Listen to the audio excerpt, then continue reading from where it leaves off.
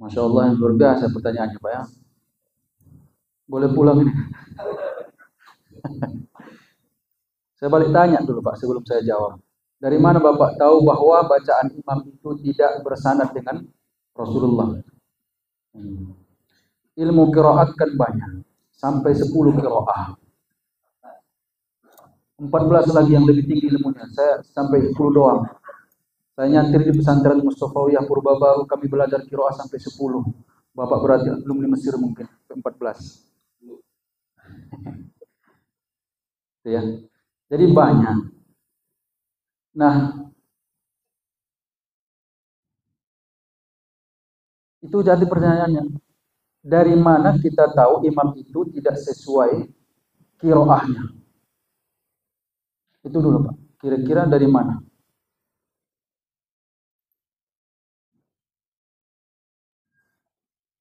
Ini misalnya Ya. dari pertama misalnya itu dari bacaan Al-Fatihah.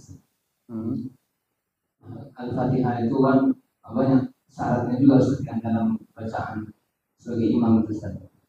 Mungkin ada berhentinya, mungkin ada langsung gitu. Begini ya. Kalau terkait dengan qiraah tadi, saya Pak, mungkin Bapak lebih menguasai dari saya. Saya belum menguasai 10 qiraah. Oke.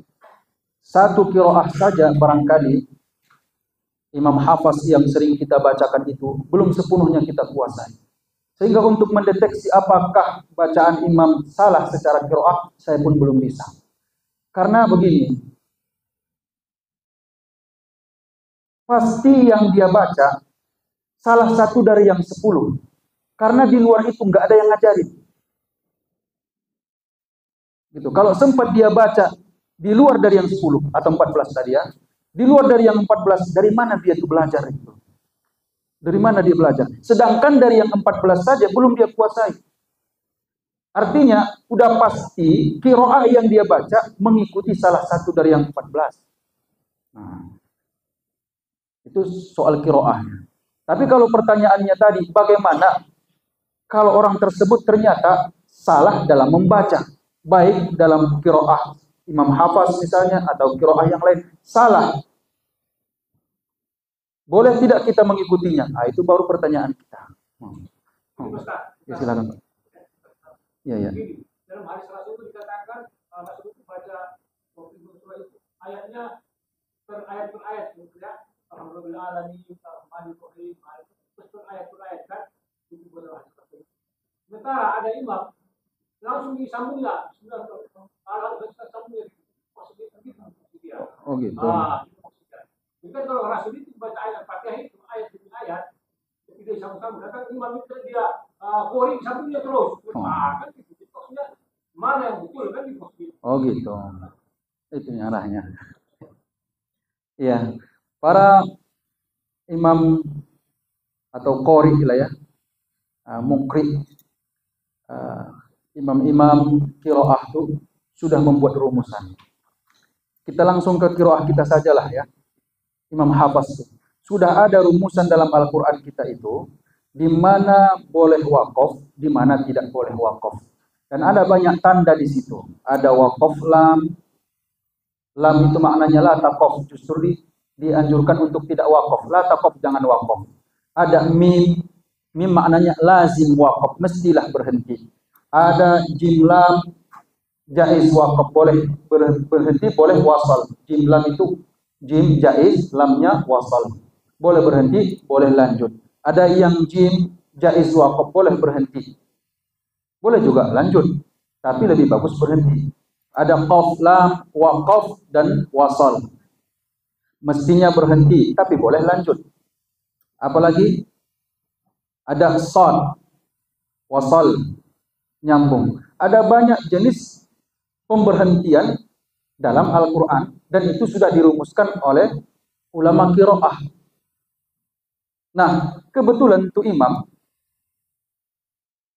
dia nyambung. Apakah salah? Tidak salah, selama tidak keluar dari rumus.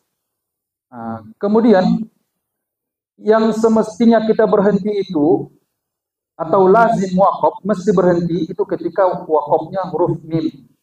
Mesti berhenti. Tapi kalau seandainya kita sambung pun itu tidak menyebabkan bacaan salah. Hanya etika saja. Gitu. Nah, apakah itu menyalahi daripada aturan yang telah diterapkan oleh Nabi, sallu kama ra'aitumuni usolli, salatlah kalian sebagaimana melihatku salat? Apakah itu menyalahi mereka? Tidak, yang lebih tahu tentang aturan salat itu justru para ulama tadi yang merumuskan bagaimana cara baca Quran itu dibanding kita. Maka kalau mau ngikut Nabi, salat seperti salatnya Nabi, ikutlah ulama itu. Karena dia yang lebih tahu dibandingkan kita. Gitu kan, Pak? Nah, ikuti saja rumus-rumus yang sudah diterapkan oleh ulama tadi. Bagaimana cara temu aja tuh di Al-Quran sudah ada tulisan-tulisannya.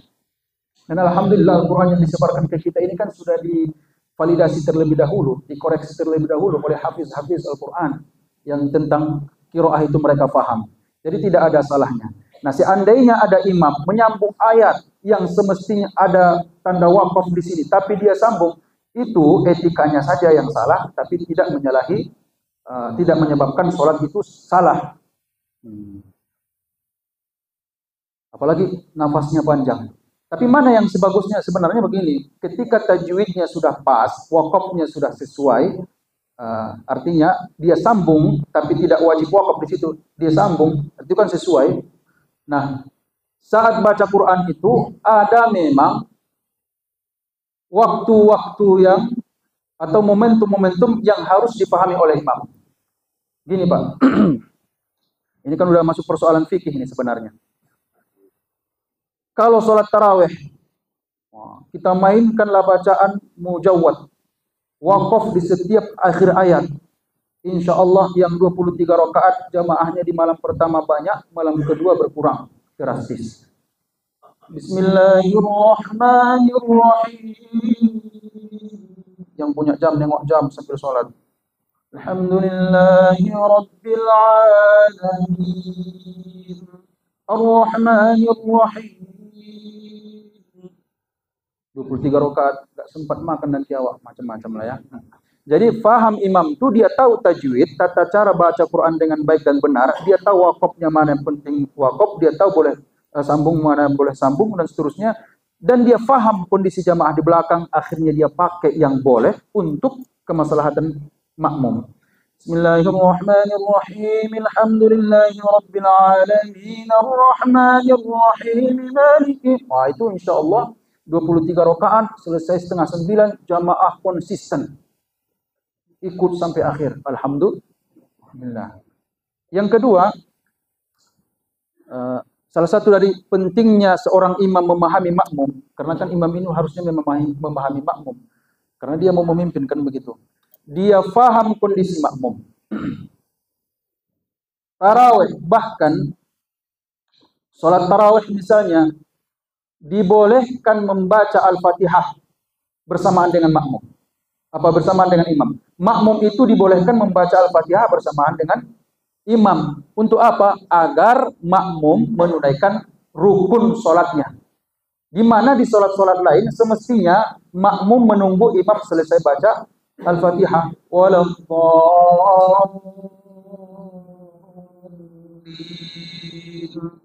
Berhenti dulu, wakaf dulu Pak. Berhenti sebatas bacaan subhanallah gitu ya. Baru serentak baca takminnya, aminnya dengan imam. Amin, serentak dengan imamnya. Maka imam pun disunahkan baca amin. Amin. Setelah itu baru makmum baca Al-Fatihah. Tapi di sholat tarawih boleh kita bersamaan baca. Imam Bismillahirrahmanirrahim, kita baca juga Bismillahirrahmanirrahim. Kenapa demikian? Dikhawatirkan kalau tak ikut kita baca Al-Fatihah, imamnya selesai baca Al-Fatihah, lalu kemudian kita membaca Al-Fatihah, tiba-tiba dia udah ruku, saking cepat itu bacaan. Tak sempat kita baca rukun. Sholat si imam sah, kitanya tak sah gitu. Begitu keluar masjid udah bangga, sholat tarawih 23 rakaat, tapi tak ada yang sah. Mazhab Syafi'i ini. Maka kita sertakan bacaan Al-Fatihahnya imam dengan kita. Jadi persoalan itu, kalau tadi pertanyaan pertama, apa yang disampaikan oleh ulama ini, insya Allah itu sudah sesuai dengan apa yang dikerjakan oleh Nabi. Sallu kama ra'aitumuni usolli, salat kalian sebagaimana kalian melihatku salat. Cara kita melihat Nabi sholat dengan melihat sholatnya ulama. Ulama yang mana nih Ustaz? Ulama yang terdekat di sini dulu. Siapa yang belajar agama di tempat kita ini Pak? Ustaznya di sini siapa? Tengok dia. Tak usah jauh-jauh sampai ke Arab sana, tak apalah. Tengok dia Pak. Makanya ini orang atau ustaz kita ini, kita jadikan dia ustaz karena memang dia belajar lah. Jangan jadikan dia ustaz karena pakai peci yang bersih, jubah yang bagus. Itu pula ya kan, begitu datang ke masjid, surbannya mantap, ustaz. Belajar tidak, enggak gitu juga lah mainnya. Yang memang belajar. Oke. Bagaimana beliau? Begitu kita ikutin. Udah selesai urusan kita itu. Nanti seandainya di padang mahsyar ditanya, kenapa sholatmu salah? Saya ngikut sama ulama, syekh kami atau ustaz kami di kampung. Tapi dia juga salah. Yang mana urusan saya lagi? Yang penting saya ngikut dia dan saya percaya dia yang lebih dekat dengan gurunya, gurunya lebih dekat dengan gurunya, gurunya lebih dekat dengan gurunya lagi, sampai kepada tabiin, tabiin kepada tabiin kepada sahabat baru Nabi. Dia yang lebih tahu dibanding saya. Saya belajarnya tapi sampai kemana ajanya? Cuman ke masjid-masjid kampung-kampung yang sudah ditetapkan sistemnya oleh ustaz. Selain itu saya tak ada. Jadi saya meyakini dia lebih tahu dibanding saya, maka saya ikuti dia. Tapi kau bisa baca, saya baca pun bisa pun saya baca, belum tentu saya paham. Apalagi ini persoalan agama. Nah, gitu kan? Itu aja, Pak. Bosan, ini saya mau kami bosan. Katanya. Saya pengen tahu kata siapa ini. Ya, Pak. Iya. Gini aja sebenarnya. Ada satu tempat, gitu kan Pak, satu tempat masjid. Oke. Kebetulan masjidnya dua di situ. Ada yang mazhab Syafi'i, ada yang tidak mazhab Syafi'i. Pilih saja tuh mazhab Syafi'i. Enggak ada mazhab Syafi'i, tapi kita mau bermakmum, ikutin saja tuh mazhab lain. Apakah makruh? Tak makruh di situ. Tak makruh. Persoalannya tadi nggak ada di situ mazhab yang sesuai dengan mazhab kita. Kemudian bagaimana dengan di Masjidil Haram? Repot kalau kita makruhkan itu. Jadi sholat di rumah aja dia kan. Ada memang jamaah seperti itu. Saya kan juga bawa jamaah juga Pak. Kita juga ada travelnya dulu ya. Sekarang non travel karena sekarang sudah boleh umroh mandiri kan. Umroh mandiri. Jadi ada memang jamaah itu yang sholatnya di hotel saja gitu. Selesai umroh, tawaf sa'i tahallul, sholatnya di rumah saja. Malas dia ke masjid. Ya. Tapi nggak pernah saya tanya memang apa alasannya. Gitu. Bisa jadi di antara alasannya itu mazhabnya beda sama kita kata dia pula. Nggak ada kunutnya, nggak ada kemakruhan di situ. Oh iya, persoalan masjid Pak, itu sudah terjawab barangkali ya Pak ya. Tidak ada kemakruhan. Kalau di tempat itu tinggal mazhab yang lain, ikuti saja tuh mazhab.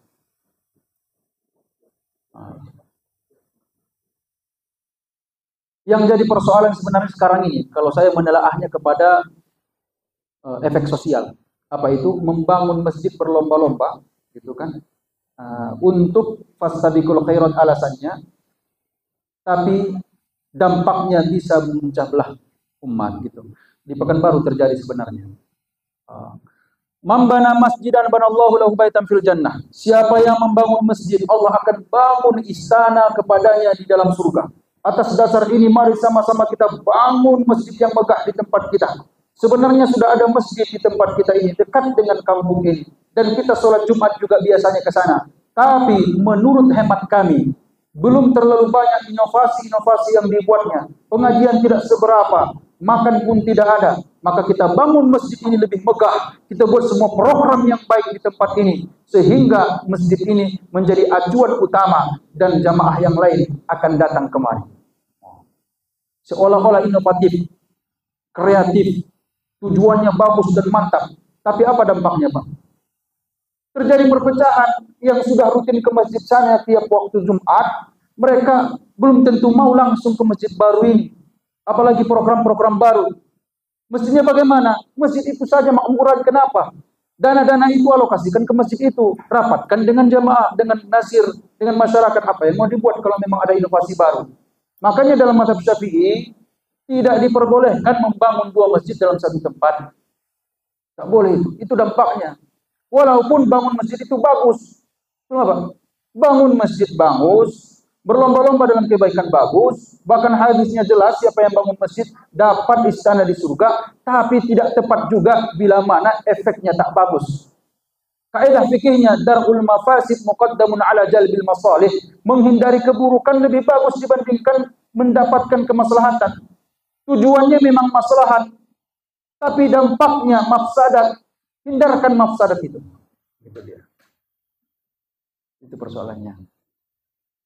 Jadi alhamdulillah lah kita mengikut mazhab Syafi'i karena tidak hanya persoalan ibadah mahdoh saja, ibadah sosial juga diperhatikan.